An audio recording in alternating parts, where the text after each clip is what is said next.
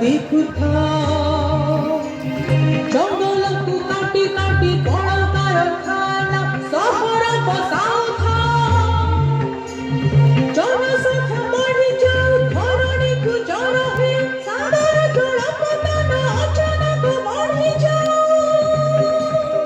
भूमिकंप हेउ घर फाटी जाऊ भूमिकंप हेउ घर फाटी जाऊ